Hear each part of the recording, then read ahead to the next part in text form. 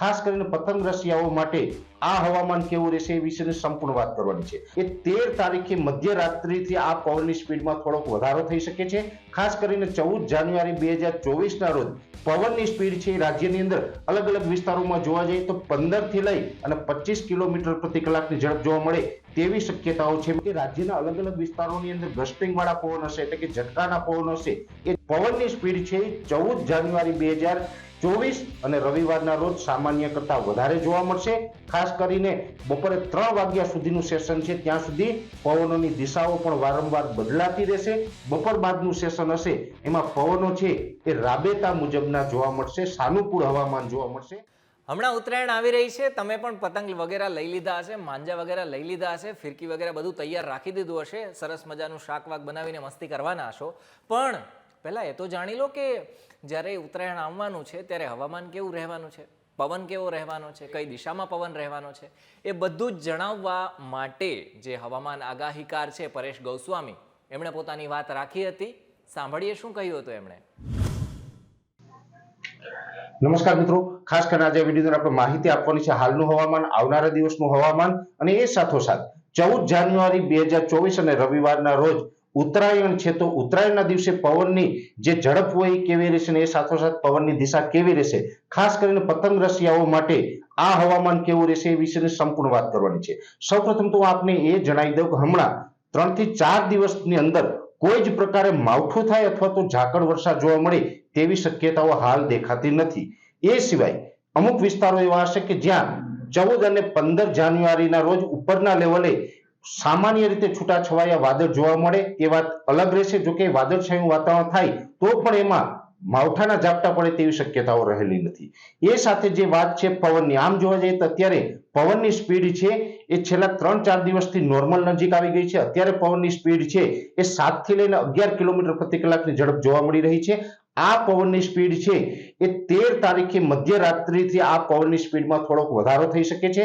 ખાસ કરીને 14 જાન્યુઆરી 2024ના રોજ પવનની સ્પીડ છે રાજ્યની અંદર અલગ અલગ વિસ્તારોમાં જોવા જઈએ તો 15 થી લઈ અને 25 કિલોમીટર પ્રતિ કલાકની ઝડપ જોવા મળે તેવી શક્યતાઓ છે। એમાં વિસ્તારવાર વાત કરવા જઈએ તો જે ઉત્તર ગુજરાતના ભાગો છે જેમાં સાબરકાંઠા, બનાસકાંઠા, પાટણ અને મહેસાણા જિલ્લા, આ 4 જિલ્લા એવા છે કે એની અંદર પવનની સ્પીડ છે એ 20 થી લઈને 24 કિલોમીટર પ્રતિ કલાકની ઝડપ જોવા મળે તેવી શક્યતાઓ છે અને આ 4 જિલ્લા એવા હશે કે જ્યાં પવનની દિશા છે એ બપોર સુધી લગભગ આરબ દેશના પવનો ફૂંકાય એટલે કે જે પશ્ચિમ ઉત્તરના પવનો છે તે જોવા મળે, પાકિસ્તાન તરફના પવનો જોવા મળે અને આ પવનો છે એ અસ્થિરતા ભર્યા રહેશે। બપોર સુધીનું જે સેશન હશે એટલે કે વહેલી સવારથી લઈને બપોરે 1 વાગ્યા સુધીના સેશનની અંદર પવનની અંદર ગસ્ટિંગ વધારે જોવા મળશે।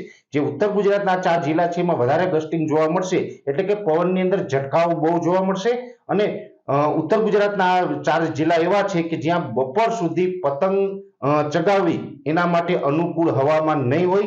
બપોર પછીનું સેશન એવું હશે કે સાબરકાંઠા, બનાસકાંઠા, પાટણ અને મહેસાણા 4 જિલ્લાની અંદર બપોર બાદ 4 વાગ્યાથી લઈને 7 વાગ્યા દરમિયાન પતંગ માટે થોડુંક અનુકૂળ હવામાન જોવા મળશે, પણ સંપૂર્ણપણે જે રેગ્યુલર હવામાન હોય એની જગ્યાએ થોડીક અસ્થિરતા ચોક્કસથી આ 4 જિલ્લાઓની અંદર જોવા મળે તેવી શક્યતાઓ છે। અને બપોર બાદ આ જે 4 જિલ્લાઓ છે એની અંદર પવનની દિશા છે એ વારંવાર બદલાતી રહે એવી પણ શક્યતાઓ રહેલી છે।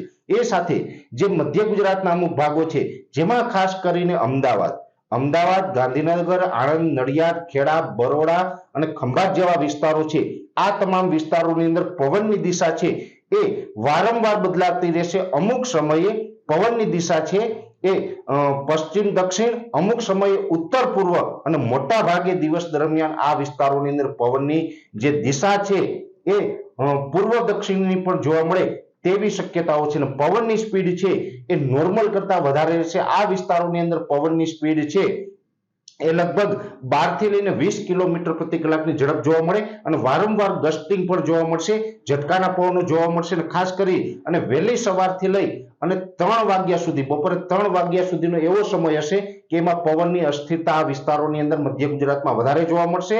પતંગ માટે બપોરે 3 વાગ્યા સુધી અનુકૂળ સમય ન જોવા મળે, 3 વાગ્યા પછીનો સમય રહેશે એ પતંગ માટે મધ્ય ગુજરાતની અંદર અનુકૂળ રહેશે। એ સાથે જે મધ્યપ્રદેશ બોર્ડર લાગુ વિસ્તાર હોય જેની અંદર રાજપીપળા, છોટાઉદેપુર, દાહોદ, ગોધરા અને અરવલ્લી જિલ્લો છે. આ તમામ વિસ્તારો એવા હશે. આ તમામ વિસ્તારોની અંદર પતંગ માટે સવારથી લઈ અને સાંજ સુધી એકદમ પતંગ માટે અનુકૂળ હવામાન જોવા મળશે. મોટાભાગે આ વિસ્તારોની અંદર ઉત્તર પૂર્વના અને ઘણી વખત પૂર્વ દક્ષિણના પવનો અને ઘણી વખત પૂર્વના પવનો જોવા મળે તેવી શક્યતાઓ છે. આ વિસ્તારની અંદર પવનની સ્પીડ છે એ લગભગ 10 કિલોમીટર પ્રતિ કલાકથી લઈને 15 કિલોમીટર પ્રતિ કલાકની ઝડપ જોવા મળે અને રાબેતા મુજબનો પવન જોવા મળે. રાજ્યની અંદર બીજા વિસ્તારો કરતા આ વિસ્તારોની અંદર હવામાન છે સાનુકૂળ રહે તેવી શક્યતાઓ છે. એ સાથે દક્ષિણ ગુજરાતના જે વિસ્તારો હોય જેમાં ભરૂચ, અંકલેશ્વર, સુરત, વલસાડ, વાપી, બારડોલી, બીલીમોરા, ડાંગ, આહવા અને નવસારી જેવા વિસ્તારો છે. આ તમામ જિલ્લાઓ જે છે દક્ષિણ ગુજરાતના તમામ જિલ્લા એવા છે એને પણ મધ્યપ્રદેશ બોર્ડર લાગુ વિસ્તારની સાથોસાથ અનુકૂળ હવામાન રહેશે. પતંગો માટે પણ અનુકૂળ હવામાન છે 14 જાન્યુઆરી 2024 ના રોજ જોવા મળી શકે છે. અને દક્ષિણ ગુજરાતની અંદર પવનની જે દિશાઓ છે એ મોટા ભાગે એટલે કે જે નૈઋત્યના પવનો એટલે કે જે દક્ષિણ પશ્ચિમના પવનો છે મોટા ભાગે એ પવનો હશે. ક્યારેક ક્યારેક ઉત્તર પૂર્વના તો ક્યારેક વાયવ્યના ખૂણા એટલે કે આરબ દેશના પવનો પણ ચાલી શકે છે. અને જે દક્ષિણ ગુજરાતના તમામ જિલ્લાઓની જે મેં વાત કરી એ તમામ જિલ્લાઓની અંદર પવનની જે સ્પીડ છે એ નોર્મલ કરતા વધારે જોવા મળશે. લગભગ 15 થી લઈ અને 22 કિલોમીટર પ્રતિ કલાકની ઝડપ જોવા મળે. જો કે રાજ્યના અલગ અલગ વિસ્તારોની અંદર ગસ્ટિંગ વાળા પવન હશે એટલે કે ઝટકાના પવન હશે. એ ઝટકાના પવનો છે દક્ષિણ ગુજરાતમાં એ ઝટકાઓ છે એ નોર્મલ કરતા નીચા રહેશે અને પતંગ માટે અનુકૂળ હવામાન જોવા મળે તેવી શક્યતાઓ છે. એટલે દક્ષિણ ગુજરાત માટે આ એક સારા સમાચાર ગણી શકાય. બીજું વાત છે સૌરાષ્ટ્ર અને કચ્છની. કચ્છના વિસ્તારોની વાત કરવા જઈએ તો વાગડ વિસ્તારને બાદ કરતા તમામ વિસ્તારોની અંદર પવનની સ્પીડ છે એ 20 થી લઈને 25 કિલોમીટર પ્રતિ કલાકની ઝડપ જોવા મળશે.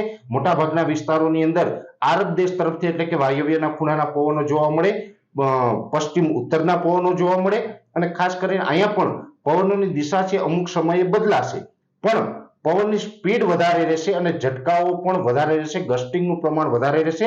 એટલે કચ્છ માટે પણ પતંગ માટે બપોરે લગભગ 3 વાગ્યા સુધી અનુકૂળ હવામાન ન ગણી શકાય. બપોર બાદનું સેશન હશે એમાં પવનો છે સ્થિર થશે. એ સાથે વાગડ વિસ્તાર એવો હશે કે જ્યાં સામાન્ય એટલે કે જે મધ્ય ગુજરાતની જેમ જ પવનની દિશાઓ અને પવનની ગતિ જોવા મળે તેવી શક્યતાઓ છે. સૌરાષ્ટ્રની વાત કરવા જઈએ તો મોરબી, સુરેન્દ્રનગર હોય, બોટાદ, ભાવનગર, અમરેલી, ગીર સોમનાથ, જુનાગઢ અને રાજકોટ આ તમામ જિલ્લાઓ છે. આ તમામ જિલ્લાઓની અંદર સવારના સમયે જે દક્ષિણ પશ્ચિમ એટલે કે જે નૈઋત્યના પવનો છે મોટા ભાગે જોવા મળશે. બપોર બાદ છે એ પવનો છે પશ્ચિમના પણ થઈ શકે અને બપોર પછીના સેશનમાં ઘણી વખત અને એકંદરે પવનની જે સ્પીડ હોય છે એ સામાન્ય કરતા સૌરાષ્ટ્રના ભાગોની અંદર પણ વધારે જોવા મળશે. લગભગ 15 થી લઈ અને 21 કિલોમીટર પ્રતિ કલાકની ઝડપે પવન જોવા મળે. બપોર સુધી પવનમાં ગસ્ટિંગ વધારે જોવા મળશે એટલે કે ઝટકાઓ વધારે જોવા મળશે. બપોર પછી 3 વાગ્યાથી લઈ અને રાત્રે 9 વાગ્યા સુધી પવન સ્થિર જોવા મળે તેવી શક્યતાઓ છે. અને જે પશ્ચિમ સૌરાષ્ટ્રના ભાગો છે જેમાં જામનગર, દ્વારકા અને પોરબંદર જેવા વિસ્તારો છે આ વિસ્તારોની અંદર સૌથી વધારે પવન જોવા મળી શકે છે.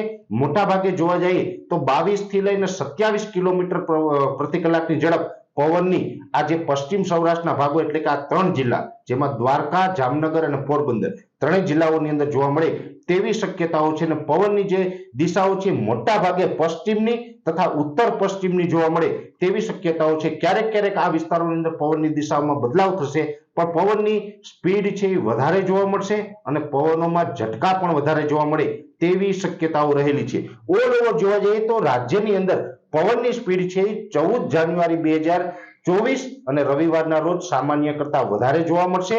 ખાસ કરીને બપોરે 3 વાગ્યા સુધીનું સેશન છે ત્યાં સુધી પવનોની દિશાઓ પણ વારંવાર બદલાતી રહેશે. બપોર બાદનું સેશન હશે એમાં પવનો છે એ રાબેતા મુજબના જોવા મળશે, સાનુકૂળ હવામાન જોવા મળશે. અને સામાન્ય રીતે જોવા જઈએ તો આ વર્ષે 14 જાન્યુઆરી 2024 અને રવિવારના રોજ તાપમાન છે એ સામાન્ય કરતા થોડુંક ઊંચું રહેશે. એટલે કહી શકાય કે સવારે 10 વાગ્યાથી લઈ અને સાંજે 5 વાગ્યા સુધીનું સેશન હશે એમાં ટેમ્પરેચર અને ગરમી અને ઉકળાટ પણ જોવા મળે તેવી શક્યતાઓ છે. એટલે ક્યાંય ને ક્યાંય આપણે ગરમીનો પણ સામનો 14 જાન્યુઆરી 2024 ના રોજ કરવો પડે તેવી પણ શક્યતાઓ છે. કેમ કે તાપમાન છે ઊંચું જવાનું છે.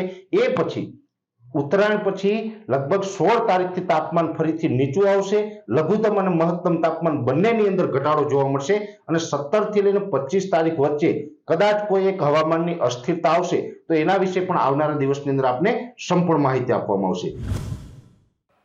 હવામાનની તમામ અપડેટ માટે જોતા રહો વાઇબ્સ ઓફ ઇન્ડિયા. ધન્યવાદ.